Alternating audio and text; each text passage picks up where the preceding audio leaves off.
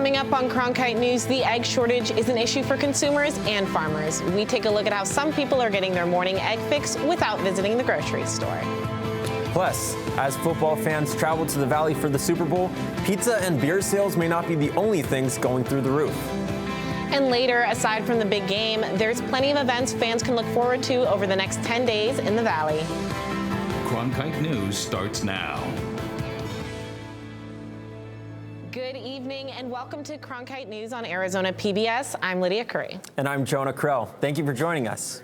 One of the largest producers of electricity in the U.S. is located in one of Arizona's smallest communities. Reporter Alexia Stanbridge is in the studio to tell us more about who helps keep your lights on. Refrigerators, cell phones, air conditioning, and even some cars, essentials to everyday life, all powered by electricity. A new project is underway in western Arizona to strengthen the power grid and hopefully create less blackouts. This is Tonopah, an unincorporated community on the west side of Maricopa County, where electricity is their forte.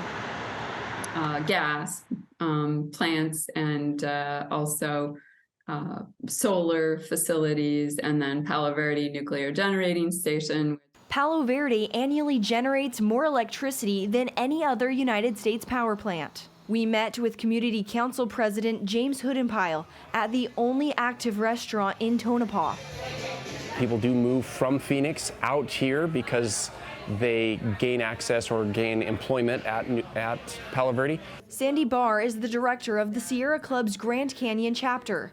She says the latest solar plants located near Tonopah makes the area a perfect location for the new 10 West Link electrical transmission line. It's kind of a center point for a lot of electricity in Arizona. This project is part of a $760 million initiative to assist states in receiving clean energy. Vice President Harris visited Tonopah earlier this month to break ground on the project that was initiated nearly a decade ago. These lines connect the power plants where electricity is created to homes and businesses and schools and hospitals across our nation. According to Harris, this infrastructure will provide a way to move around clean energy powered by solar and wind while creating jobs. But Hoodenpyle is not so convinced. During the construction process, there's always an influx, like I said, of short-term jobs. Vice President Harris says there will be good-paying jobs like lineman opportunities. The line will travel 125 miles between California and Tonopah here in Arizona, following Interstate 10 to minimize the impact on the environment. In the newsroom, Alexia Stanbridge, Cronkite News. Something else that may help jobs in the economy overall, the Federal Reserve has raised interest rates by 1/4 point. That means credit card payments will be a little higher, but so could interest rates for saving accounts. This is the 8th interest hike in 11 months by the Federal Reserve as a way to slow down inflation. The good news, this is the smallest hike since March of last year. While inflation is slowing down slightly, consumers are still paying 10% more at the grocery store. One of the bigger ticket items, eggs. Cronkite News reporter Madeline Jaskowiak shows us how Arizonans are turning to suburban farming to avoid these sky-high prices. That is the sound of day-old chicks ready to be sold at Gordon's Feed in Phoenix. We get about 500 chicks a week, 360 days a year, due to the egg shortage and people wanting to get back into the backyard chickens. We have actually doubled, getting closer to the 1,000 mark every week. Gordon Grantham urges his customers to learn how to properly care for chickens and understand its challenges. Heat is important, especially right now for the first 2-3 months. You got to have them have at least 100, 103 degrees, 24/7. Quita Jackson houses 4 hens in her backyard and says raising chicks and caring for chickens is a big responsibility. It's not as simple as I'm going to get chickens and then I just have eggs forever and I don't have to do anything. You got to take care of them and you want to protect your chickens. She says to treat chicks as you would a human baby. They're a big mess. You've got a lot of cleaning, you've got a lot of feeding. So I'm not going to say it's just like having a baby. The work that it would be, you just have to imagine you're going to have to do the same. But what exactly is causing the egg shortage? Jerome Rosa of the Arizona Department of Agriculture says it's an epidemic of high pathogenic avian influenza, which is highly contagious and deadly to domestic poultry. And there's been about 58 million birds across the country in the last year that have had to be depopulated because of it. Of those 58 million, about 43 million of those birds are egg-laying hens. Rosa says this has resulted in about 37 million eggs less per day every day, causing insufficient supply to meet the demand. That's unless you have a couple of these fellas in your backyard. In Phoenix, Madeline Jaskowiak, Cronkite News. The Arizona Department of Agriculture is feeling positive about egg prices leveling out now that bird populations are replenishing. If you like the idea of raising your own chickens, do some research into your city and neighborhood rules regarding backyard chicken coops. Over 1 million tons of solid waste is produced by Phoenix each year. Now the city of Phoenix has an answer to reducing waste in the valley, especially with the Super Bowl coming to town. At the new 27th Avenue compost facility, a machine separates food from contaminants like plastic wrapping and bags. The organic waste is scooped up with a loader and then taken to the food depackager that separates it into different piles. The new equipment is the first in Arizona. About 35% of what goes into a trash bin is some type of an organic material. So if we're able to capture even a percentage of that, there's a definite plus, and it definitely takes us to that, zero waste sort of where we're trying to go for our diversion goals. The new machine at the facility can separate 15 tons of waste in 1 hour. Phoenix Public Works hopes to meet their goal of making Super Bowl 57 a zero waste event through this technology. The last Arizona Super Bowl generated more than $719 million in revenue for the state. This time around, the sale of adult-use marijuana is now legal. Cronkite News reporter Maria Stobbs shows us how cannabis sales will have an impact on revenue this year. Cannabis shops across the valley prepare for the rush of tourists arriving with the Super Bowl. One dispensary, Mint Cannabis, is stocking up on weed-infused pizza and wings for the big day. We're hoping to do somewhere around 500 to 700 pizzas, so we'll have that many prepped. We didn't think there was going to be that big a demand for a infused pizza, but apparently there is. Some customers are already thinking of their Super Bowl orders ahead of time. I usually get fries. I had the pizza, I haven't had the wings, so I'll probably do pizza, wings, fries combo. More than 1 million visitors attended events surrounding the last Arizona Super Bowl. With these numbers, economists with the National Cannabis Industry Association expect to see a spike in sales. With the amount of usage rates, because not everybody consumes cannabis, and that at a sales amount of $60 per transaction, that would be roughly $20 million in increased sales. Some dispensaries are even offering Super Bowl-themed deals to attract tourists arriving for the game. We're trying to do our best to chase the tourist, without forgetting the local guy who's been a regular consumer. And chasing out-of-towners who may not have access to recreational marijuana in their home state is exactly what will raise revenue for dispensaries, according to Whitney. There's going to be that new experience of participating in the legal market, and then they're going to spend more than they would normally do even back in their home state. Mint opened a new location in preparation for the Super Bowl just 3 miles away from the stadium. We weren't scheduled to launch our 75th Avenue store until closer to March. We kind of moved everything up 30 days up so that we could be open for the Super Bowl. In Phoenix, Maria Stobbs, Cronkite News. The city of Phoenix has more than 1,000 streets within the city limits, and bike safety is a top priority. In the past few years, more and more bike lanes continue to pop up. Coming up, will we see more bike lanes in Phoenix? Plus, a unique proposal to help with the Colorado River water shortage.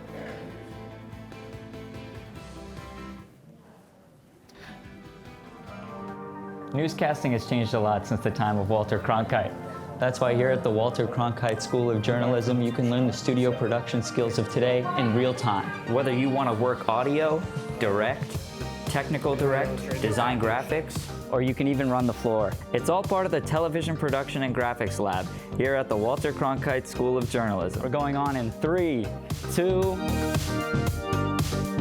Did you know newsrooms today are looking for bilingual journalists? Cronkite Noticias prepares you to cover diverse communities. in Cronkite Noticias, you will obtain an unforgettable experience. Pales como este van a tumbar. Cronkite Noticias. And develop your skills with the latest technology.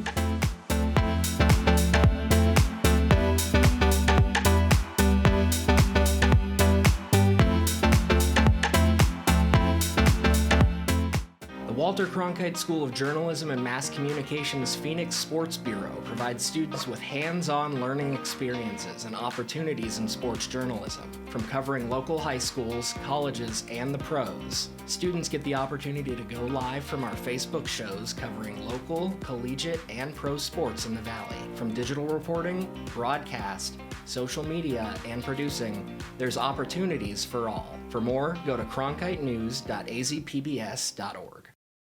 Downtown residents have seen more and more bike lanes pop up over the past few years, but some say it's not nearly enough. Cronkite News reporter Shira Tanzer shows us how the city of Phoenix decides where to put bike lanes and if they plan to build more. I personally have been hit. The city of Phoenix has 1,011 streets within the city limits, according to the city's existing bikeways database, but only 79 of those have bike lanes. Annie Elbon with the Phoenix spokespeople says members of her group have been hit many times, often because a car simply didn't see them. And then I was almost hit the other day in the same spot, which was really frustrating. In 2020, 4 people died while on their bike when hit by a car, according to the City of Phoenix's 2020 bicycle-related collision summary. Elbon says having a bike lane without protection, such as green markers or concrete spacers, can give cyclists a false sense of security. That has maybe made bicyclists more comfortable, and so they're going to feel like, oh, I'm being watched. And then car drivers, if they don't have that buffer there or like that green pole or anything, then they're going to think like, oh, this is all lane for me. This double bike lane along 3rd Avenue in downtown Phoenix has both spacers and markers, and it's the only double protected bike lane of its kind in the city. The majority of these protected or buffered lanes are in downtown Phoenix. At the time, a lot of the interest in bicycling was more in the city core, and so that's where a lot of the recommended projects were. Mariel Brown with the City of Phoenix says most bike lanes are put in when the city repaves the streets. This is to save money and to create less street closures and traffic blockages. One of the members of the Phoenix spokespeople group, Pam Vandrovek, was hit on her bike right here at Central Avenue and Royal Palm Road. This is an area that the group had previously asked the City of Phoenix to add a bike lane to, but was refused due to the locals preferring an extra lane of traffic. The city is now 5 years into its pavement maintenance program that will create 1,080 miles of bike lanes by the year 2050. According to Brown, they're also introducing a new plan to create more lanes in communities that need them. In Phoenix, Shira Tanzer, Cronkite News. The city also recently received a $25,000 grant from the Arizona Governor's Office of Highway Safety for bicycle safety awareness. This will help drivers and cyclists be more aware of each other and cut back on biking accidents. Officials want to move water from the Mississippi River to the Colorado River to combat the drought in the rest. But construction would take decades and cost billions of dollars. Though it's possible, the political climate surrounding the project is tense. Officials claim there isn't enough water in the Mississippi to share. So, while the idea is being debated, researchers encourage states to continue using water sustainably. It's been chilly here in the valley, but we could soon see a rise of temperatures. Madeline Jaskowiak joins us in the Weather Center to tell us how our forecasts look for the weekend. We're going to take a look at our Thursday evening forecast. We're starting at 6 p.m. at 63 degrees, moving all the way to 55 degrees by 10 p.m. It'll be a chilly evening, so you will need a jacket. We're going to move on to our low temperatures. Up in northern Arizona, we're seeing 19 up in Flagstaff, 12 in the Grand Canyon, in the teens, 20s, and 30s all over northern Arizona. Down in the valley in southern Arizona, we're seeing 47 in Phoenix, 41 in Casa Grande, 44 in Tucson. Let's take a look at our Friday high temperatures. Flagstaff will be 47, 43 in the Grand Canyon. Phoenix at 75 degrees, which will be a beautiful Friday. We're going to see the same in Gila Bend, 72 in Casa Grande, a really nice Friday. Let's take a look at our 8-day forecast. On Friday, we're going to see some cloud cover in the we're going to see some cloud cover. It'll be 74 degrees, and then that sunshine on Saturday is going to continue throughout the rest of the week until next Friday. And the majority of the week, we'll see we're in the 70s and upper 60s, and our lowest low is going to be 43 degrees. I'm Madeline Jaskowiak in the Cronkite Weather Center. I'm Jack Pearson. Coming up after the break, I'll have your Cronkite Sports Report. We take a look at how a former Sun Devil wrestler is preparing to defend his heavyweight title at Bellator 290. We tell ourselves stories as a nation. These stories need to be highlighted. They need to be explored. We're the dreamers. How serious is America's commitment to looking at its history? How can we learn from the past?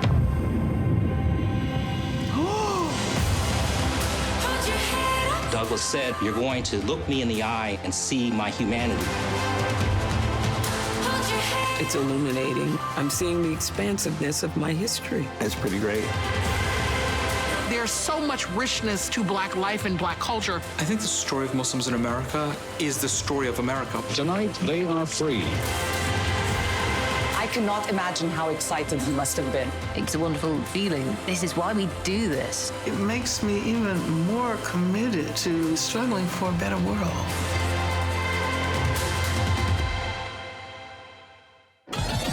Welcome. How utterly charming. Are you ready to get it going? How does an English fan come to the Italian Riviera? A fresh start. Can I trust you? Are you ready for the show? You can't be afraid to show them what you've got or what you want. Are we having a party? Of course, the more the merrier. I love this place. It's my home now. Trouble in paradise. I can't do it on my own. This is revenge. There are consequences. Be careful. Nothing like this. Nothing like this. Oh.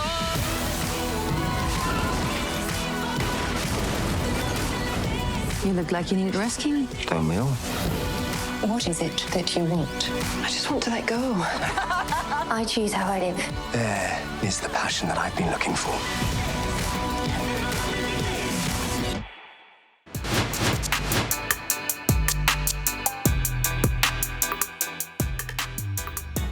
Welcome to the Cronkite Sports Report. I'm Jack Pearson. Super Bowl events are getting started all across the valley, including the much anticipated fan experience at the Phoenix Convention Center. Nick Petrisky gives us a look at what the NFL has in store. On Monday, the NFL held their first look for the NFL experience being held at the Phoenix Convention Center. And what looks like a construction zone now will turn into a football fan's paradise within the week to come. We started our load in here for the Super Bowl experience presented by Lowe's, which is our football theme park, which will showcase a lot of exhibits, interactive games, a lot of Instagram-worthy photo ops, and of course players will be making appearances all the days that we're open to the public, starting on the 4th. The event was last held at the Phoenix Convention Center back in 2015, and John Chan says it's great to have the event back once again, and he's planning on it being superior to the event in 2015. And what we're all planning for is that everything's going to be bigger and better. So not only hopefully the game, but also for the fan experience, everything is designed to be better than 2015. From sitting in faux NFL lockers to practicing your pass rush moves like J.J. Watt, there is something for everyone to do at the Super Bowl experience. But if you want to come and check out the mega NFL theme park, it might be worth coming opening weekend, February 4th and 5th, as tickets will be half off. $20 to $40, those tickets are. Kids under 12 free to that event at the convention center. So very excited about that. If you can't get to opening weekend, don't worry. The Super Bowl experience will be open again the weekend of the big game. In Phoenix, Nicholas Petrisky, Cronkite News. ASU landed a 4-star quarterback, Jaden Rashada, in Kenny Dillingham's first recruiting class. The new head coach has had his eye on the Pittsburgh, California native for months. Rashada and his family are very familiar with the Sun Devil program. This is a really, really good kid who wanted to be an Arizona State Sun Devil, whose dad played at Arizona State. who grew up wearing jerseys, who wrote his dad, drew a picture and gave it to his dad when he was 8 years old of him playing at Sun Devil Stadium. It was in pencil. He showed it to me. This is a kid who gets to live out his dream, and that's pretty special. Former ASU wrestler Ryan Bader will soon enter the octagon to defend his heavyweight title with Bellator 290, set for this weekend. Cronkite sports reporter Nick Hogan has more on Bader's chances. Former ASU wrestler turned MMA fighter Ryan Bader is gearing up for his rematch with Fedor Emelianenko. In 2019, Bader shook the MMA world with a dominating performance in their first meeting. I did my part, he did his part. We met in the finals and went out and knocked him out in like 35 seconds. And, you know, they gave me the 205 belt, I had the heavyweight belt and the tournament belt, you know, after the fight. So it was a cool moment, you know, I don't think you could top that. Bader has been training in Mesa leading up to Saturday night's rematch, which will take place at the Kia Forum in Los Angeles. Every fight's a new fight, you know. It's not like I got to do what I did last time because, you know, more than likely it's not going to happen, you know. And I can't bank on going out there and knocking them out quick because if I don't, you know, what's plan B? You know, so I take every fight as a new fight. Among those supporting Bader from Arizona will be Tom Ortiz. He's the current head wrestling coach here at Saguaro High School, but more importantly, he was Bader's coach at Arizona State. Ortiz likes Bader's chances in the upcoming fight. When I look at it, I wonder if Fedor is able to make changes, you know, being so successful for so long when he was fighting 20 years ago. So sometimes getting hit like that, you don't always have all your marbles. Bader hopes to beat Fedor for a second straight time in what is expected to be Fedor's final fight in the octagon. In Tempe, I'm Nick Hogan, Cronkite News. Hockey in Arizona has continued to grow here in the Valley, and now the Arizona High School Hockey State Championships are headed to Mullet Arena, with thousands of fans anticipated to pack inside that new arena. ASHA is now in its 23rd season of high school hockey here in the desert, featuring Arizona's best who will compete for a state title at Mullet Arena. The Notre Dame Prep Saints and Desert Vista Thunder will take center ice on Saturday night, 7 p.m. The athletes say that they are excited about the opportunity to play in front of a big crowd. It's like everything that you could dream of as a hockey player. Being able to play with your closest buddies and in front of as many people as you could think of. I can't even believe it. Even when you say it right now, it's still unbelievable, and been preparing for it for a bit, but nerves are shaking and it's crazy. It's crazy. Tickets to the game will be sold at the door upon entry, while the winner of this game will be receiving a bid to the national tournament in Minnesota. That's it for the Cronkite Sports Report. Back to you, Lita and Jonah at the desk.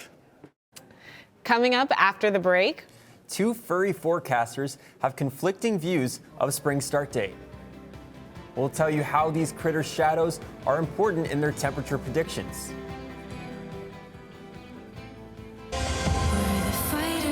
We tell ourselves stories as a nation. These stories need to be highlighted. They need to be explored. We're the dreamers. How serious is America's commitment to looking at its history? How can we learn from the past?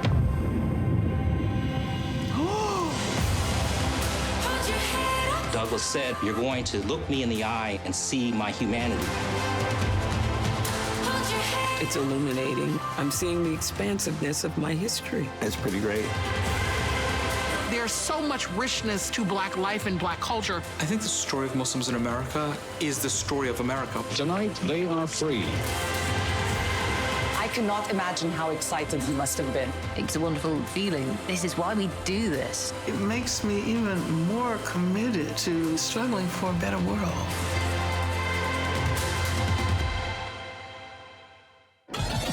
Welcome. How utterly charming. Are you ready to get it going? How does an English fan come to be Italian Riviera? A fresh start.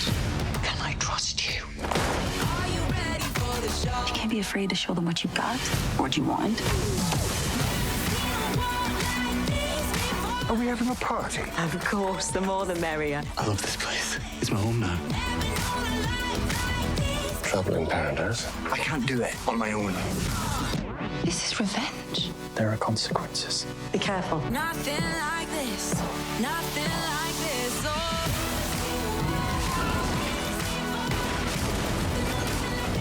You look like you need rescuing. Don't we all?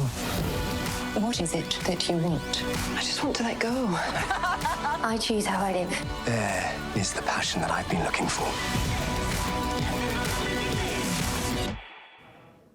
Today is Groundhog Day, one of the U.S.'s longest-standing traditions. Groundhog Day has been celebrated for 137 years as of today. Large crowds gathered in Pennsylvania this morning to see if their beloved Punxsutawney Phil caught a glimpse of his shadow. Each new Pennsylvania groundhog is endearingly called Phil when they give their spring prediction. Willie looked skyward to the east and then behind to the ground and stated clearly in groundhogese, I definitely see a shadow. 6 more weeks, a winner! You heard him right. Phil's forecasts another 6 weeks of winter, so bundle up. Though Phil is the original, there are other groundhogs in various eastern states. That's it for Cronkite News tonight. Thanks for joining us. For top Arizona stories anytime, go to cronkitenews.azpbs.org.